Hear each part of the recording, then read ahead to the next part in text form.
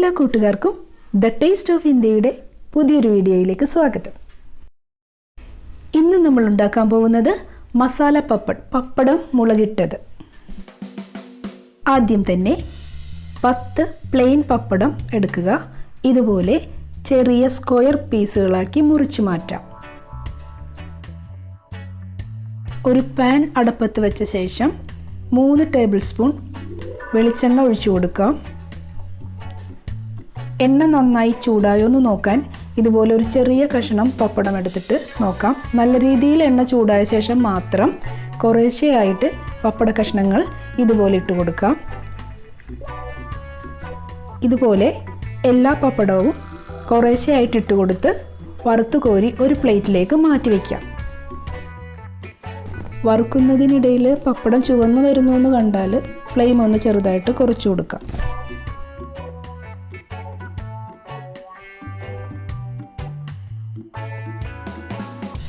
ഇപ്പോൾ എല്ലാ പപ്പട കഷ്ണങ്ങളും ഇതുപോലെ വറുത്തെടുത്തിട്ടുണ്ട്. ഇതുപോലെ നല്ല കാഞ്ഞ എണ്ണയിലിട്ട് വറുക്കുമ്പോഴാണ് ഇതുപോലെ ബബിൾ ചെയ്ത് കിട്ടുക. 4-5 ചുവന്നുള്ളി എടുക്കുക. 2.5 ടീസ്പൂൺ ചതച്ച മുളകെടുക്കാം, crushed chilli. 1/4 teaspoon nice chilli powder കൂടി എടുക്കാം. ഇതിലേക്ക് ഒരു നുള്ളുപ്പ് കൂടി ചേർത്ത് കൊടുക്കുക. എല്ലാം ചേർത്ത് ഇതുപോലുള്ളൊരു കല്ലിലോ അല്ലെങ്കിൽ അമ്മിയിലോ വെച്ചിട്ട് നന്നായി ചേർത്ത് ചതച്ചെടുക്കാം. ഇപ്പോൾ ഇവയെല്ലാം ചേർത്ത് ചതച്ചെടുത്തതാണ് ഈ ഇരിക്കുന്നത്. ഇതാണ് ഇതിൻ്റെ മസാല. നമ്മൾ പപ്പടം വറുത്ത പാൻ എണ്ണയോടുകൂടി മാറ്റി വെച്ചിട്ടുണ്ട്. ആ പാൻ ഒരു തവണ കൂടി അടുപ്പത്ത് വയ്ക്കാം. അത് ചൂടാകുമ്പോൾ നമുക്ക് ഈ മസാല ചേർത്ത് കൊടുക്കാം. തീ ഏറ്റവും ലോയിലേക്ക് ഈ സമയം വയ്ക്കേണ്ടതുണ്ട്. എന്നിട്ട് ഇതുപോലെ സ്ലോയിലൊന്ന് മൊരിയിച്ചെടുക്കുക. മുളകിൻ്റെ കുത്തൽ മാറിക്കിട്ടുകയും വേണം, അതേ സമയത്ത് മുളക് കരിഞ്ഞു പോവാതെ നോക്കുകയും വേണം. ഈ സമയത്ത് നമുക്ക് 1 ടീസ്പൂണോളം എണ്ണ കൂടി ചേർത്ത് കൊടുക്കാം. അത് മസാലയും പപ്പടവും നന്നായി ഒന്ന് മിക്സ് ചെയ്ത് കിട്ടുന്നതിന് വേണ്ടിയിട്ടാണ് കേട്ടോ ഇപ്പോൾ ഇങ്ങനെ ചേർത്ത് കൊടുക്കുന്നത്. ഈ സമയത്ത് ഈ മുളകിൻ്റെ കൂട്ട് നന്നായി മൊരിഞ്ഞ് വരുമ്പോൾ ഏകദേശം ഒരു മെറൂൺ ഷെയ്ഡിലേക്ക് വരും. ഇത് ചതച്ച് വയ്ക്കുന്ന സമയത്ത് റെഡ് കളറായിരിക്കും, മൊരിഞ്ഞ് കിട്ടുമ്പോൾ മെറൂൺ ആവും. കറുത്ത് പോവാതെ നോക്കണേ. ഇപ്പോൾ മസാല ഏകദേശം ആ ഒരു മെറൂൺ കളറിലേക്ക് വന്നിട്ടുണ്ട്. മസാല നമുക്ക് ഏകദേശം റെഡി ആയിട്ടുണ്ട്. ഇങ്ങനെ കിട്ടാൻ ഫ്ലെയിം ലോയിൽ തന്നെ വയ്ക്കണം, ഹൈ ഫ്ലെയിം വയ്ക്കരുത്. ഇനി നമുക്ക് ഫ്ലെയിം ഓഫ് ചെയ്ത് കൊടുക്കാം.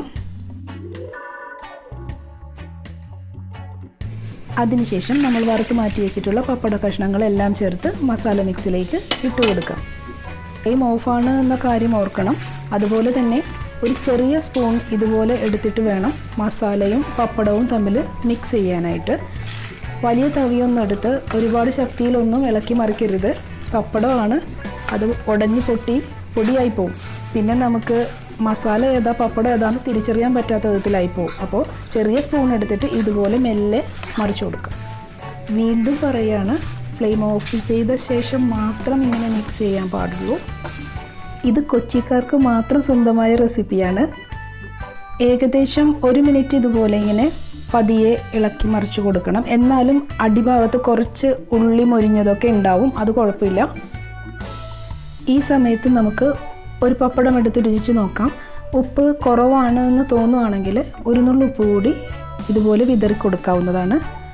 ഈ റെസിപ്പിക്ക് ഒരല്പം മേലെ ഉപ്പ് നിൽക്കുന്നതായിരിക്കും രുചി. അപ്പോൾ നമ്മുടെ കൊച്ചി സ്പെഷ്യൽ പപ്പടം മുളകിട്ടത് അല്ലെങ്കിൽ മസാല പപ്പഡ് റെഡി ആയിട്ടുണ്ട്.